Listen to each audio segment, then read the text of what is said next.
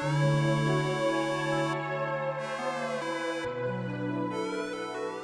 everybody, welcome back to the channel, and more importantly, welcome back to my picnic table of knowledge. Today, we have a cool gun to review.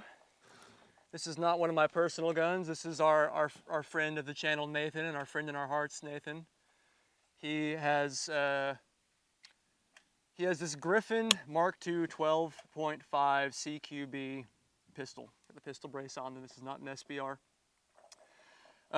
So I don't know exactly what spurred the Griffin purchase, but I know it was about the time I got my suppressor, and I think it might have something to do with that.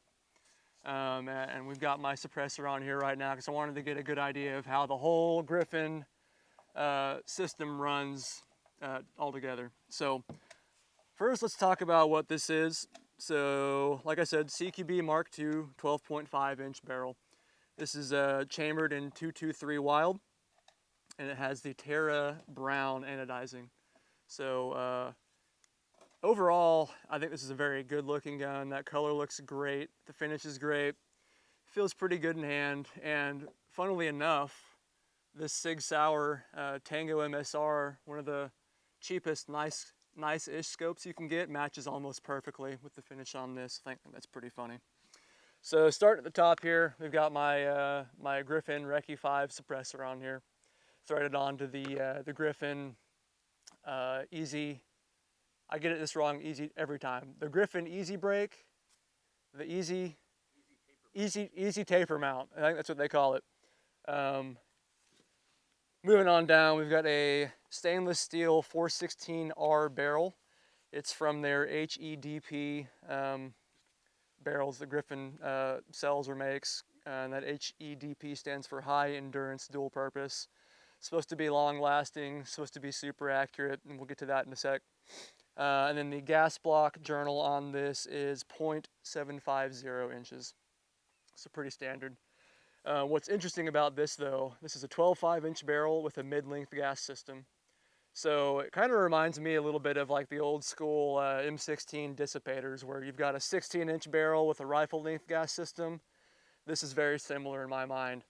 And they've done that to tune it for suppressed use.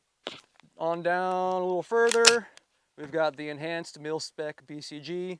I do want to note this is not the new Griffin super special gas pocket AR-15 BCG, which is super fancy and kind of wildly engineered. A little further down, we've got the suppressor optimized carbine buffer system. So this uses a 4.9 ounce buffer that is spring-loaded, staggered impact, urethane buffer design. I think I massacred the way I said that, but that's what they say on their website that buffer is. And then the buffer tube is the Maritime buffer tube with 7 ports in it that are supposed to allow excess gas, water if you get it wet, oil, lube, whatever, to actually exit the system, which I think is a kind of an interesting idea. I hadn't heard of that. I might just be under a rock and everyone knows about it, but I don't. Fully ambidextrous controls down here on the lower for you people who shoot with the wrong hand. A mil-spec trigger, and then from Griffin's website, they say the upper and the lower and everything is manufactured to sub-mil-spec tolerances, which the upper and the lower on this gun in particular, the 12.5, is a very nice tight fit. All right, so this is gonna be a little bit of an interview here. And then we'll get on to what I think about it. We'll talk about what you think about it. So I speculated at the beginning here. Why did you end up getting this gun? Well, do you want me to hold this? Yeah, okay. To be honest with you, you know, there is information out there on the Mark IIs and whatnot via YouTube.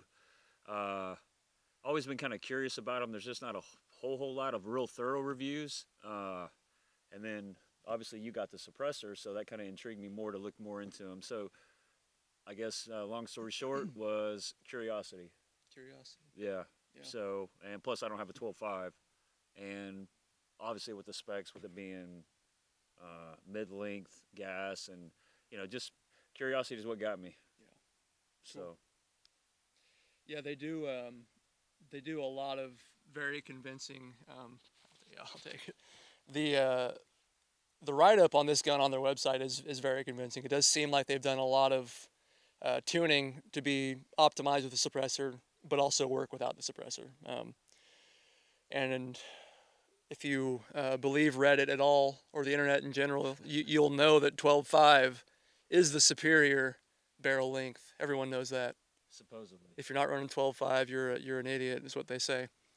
And Nathan's not an idiot. He's running 12.5s.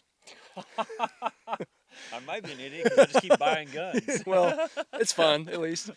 What's the round count that we have on this now, or that you have on this? So before we shot today, and we'd have to go back and add it up, but right around 500 rounds. Okay.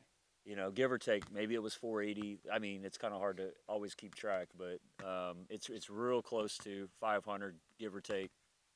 10 or 20 here or there. Okay. And then so whatever we put on it, just now. So yeah, it's not like it's only got 50 rounds through it. And, so. But. Cool. Yeah. So about 500-ish rounds. Been running it pretty hard and pretty fast. I don't know what kind of cleaning and lubrication schedule you've been following, but I've cleaned it once. Cleaned it one time. Okay. Cool. Well, that's pretty good. Other than putting a little bit of oil in it. Yeah. All right. Sweet. It's pretty dirty, especially since we, other than today, it's always shot suppressed. Yeah. So not a super huge round count, but I think 500-ish, 500 to 600 rounds. You can at least get a pretty good impression of how it's going to run. So let me get into just my overall impressions. Like I said at the beginning, I think it's a great looking gun. I think the color is really nice. I do like the brown finish. The action, when I was just kind of, working that charging handle, it's very smooth. I get some of these guns, they feel a little bit gritty. They feel like they're, maybe not fitting together super well, or that the charging handle is like super flexy or something. Didn't really quite get that with this. Upper and lower fitment was nice, like I said. One thing that really stood out to me and to Nathan, and I think that everyone else that shot this, is that it's a very smooth shooting gun, especially with the flow-through B&T suppressor that you had you're running on there. We've got the Griffin on here right now, and it's running really well with the Griffin, getting about that 3-ish o'clock ejection. Not overly harsh, not overly gassy. Feels really nice. But with that flow-through suppressor on there, it was ridiculous how smooth this gun was running. Almost didn't feel real. It almost felt like it was on the teetering edge of just not cycling at all. But we never had any problems with the bolt not locking back or anything like that. So it was running pretty reliably. Well, real quick, that's another thing too. Yes. I was going to tell you, is in fact, I don't recall having one malfunction with it. Mm-mm. At all. Suppressed or not. Yes. Yeah, it was running regardless. And the bolt was always locking back. Yeah. Despite how it felt. Yeah, and then you're talking about running that B&T flow-through suppressor on there. I think everybody that we've handed the gun to out here, the first reaction is looking back like it feels like a 22. That's the first reaction, is they'll take a shot or two and then they'll stop and then they'll like look back at us and they'll be grinning like, what was that? And I go, well, I know, it's crazy. It's very smooth. So on that, the recoil impulse was, not only was it really smooth, but it in my mind, it almost felt like shooting like a subsonic 300 Blackout, but with a little less push, a little less push into your shoulder. It was kind of slower than what a normal AR suppressed feels like. Just really slow, really smooth. But I mean, you're not slow enough to where you're having issues or you're outrunning it. Like, that's not how slow I'm talking. It just felt minutely slower. The trigger that comes on this, that was one thing I wanted to talk about. For a gun that lists for $19.95, so $1,700. Yep. 19.95 cents, so $17.20 basically. It comes with a mil-spec trigger. Nothing wrong with a mil-spec trigger, but it's not fantastic. It's not terrible. It is what it is. So I know you threw a Geisel in it basically immediately. Yep. which, you know, Geisleys are nice. They run really well, and it helps you just run it a little bit faster, a little bit more accurately.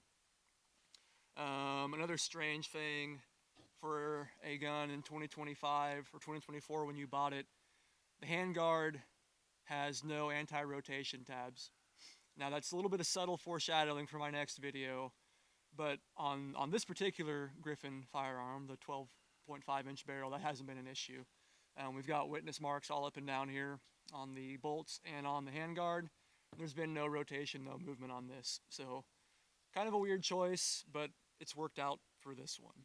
Yeah. Yeah, I mean, honestly, I really like it. Outside of, like I said, for the price, that's it's not a complaint. I mean, that's just the way they come. A lot of guns. I mean, you got Daniels out there that cost $2,400 coming with a mil-spec trigger. But what did you pay for it, by the way? I actually bought it on. It was right after I want to say their Black Friday, whatever sale they had going on. So honestly, I paid a little less than $14 for it. So therefore, you know. I mean, there's no complaints, so I pretty much changed out triggers anyway in all my guns. So, yeah, I, you know, it's by far the funnest, probably short-barreled or shorter than a 16-inch AR that I have. It's just one of those guns that you just always want to shoot.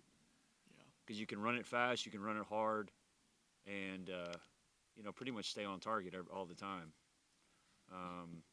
Yeah, I don't, you know, and I haven't even, it's still got their buffer system and stuff, so, you know, I don't know, don't have any issues, don't really need to change any of that stuff out. So really, I mean, other than if you wanted to replace the trigger with something, you know, a little more smooth, a little bit crisper, lighter pull, there's not really anything else you need to do to it, in my opinion, that I've experienced.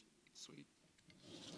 Let's talk about the accuracy real quick, and then we'll close it off here. So this is really impressive to me.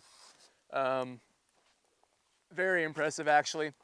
We did a 100-yard group on this not too long ago, just right before we started filming. So at 100 yards with 62 grain ammo out of this 12.5, that's what we were getting right there. That is, I mean, maybe if you measure furthest to furthest, slightly over an inch. And that's out of, like I have said before, I shoot the cheapest, dirtiest 62 grain ammo basically all the time, unless otherwise stated. So now we can talk about the unless otherwise stated. And that was 7 rounds, by the way. We did 7 rounds for both groups. This is 77 grain Badlands Ammunition Co. That's ridiculous right there. That's 6 rounds. That's 6 rounds. A couple of these went through the same exact hole, and then I've got one little flyer off here.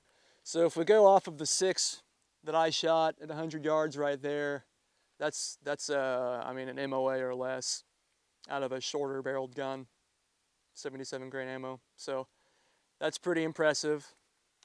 I think that reflects pretty well on the manufacturing of that barrel, and you know, that's one thing that they did say, is it uses the same rifling as the M24 sniper rifle system. So kind of manufactured to be similar to that, and we're getting very good accuracy out of me, which I guess I'm okay. I'm an okay shot. I wouldn't say I'm the greatest shot. Someone could probably even do better. I mean, maybe even with a better scope, they could do better. But that's pretty acceptable, in my opinion. That's a very quality optic. It is the nicest optic you can buy, the SIG. SIG Sauer. Did you tell him we just slapped that on there? Yeah, we slapped this optic on here about 15 minutes ago, right before we started filming, and went for it. We zeroed it. Took us about I don't know, 5 minutes to get zeroed, and started off on that test. So, you know, we're not 100% on at 100 yards, but we can at least get a good idea of what it's going to group like. So, I mean, closing thoughts for me. I think it's a great rifle, or not rifle. I'm sorry. I'm gonna get my dog shot if I say stuff like that. Pistol. Pistol. This is a great pistol, a great gun, a great firearm. Perhaps a little bit expensive if you don't get it on sale for what it is, but operated very nicely, very smooth shooter, and it's just good looking. And I'll let you say what you want to say about it. Oh, well, yeah, I guess I forgot to say earlier too. Another reason why I bought it is because I've never had anything with an ambi lower, and that was more curiosity as well. And it's super nice. However, never used one before, never shot with one, never trained with one, whatever you want to call it. So I still don't even hardly use it. Yeah, So I mean, it looks cool. It's awesome. But I still find myself just using the old school way. But I guess for the wrong-handed shooters, it'd be super nice. yeah, ambi's not a selling point for me, but if you're into that kind of thing, I guess it's there for you. Yeah. Cool. Well, let's close it out.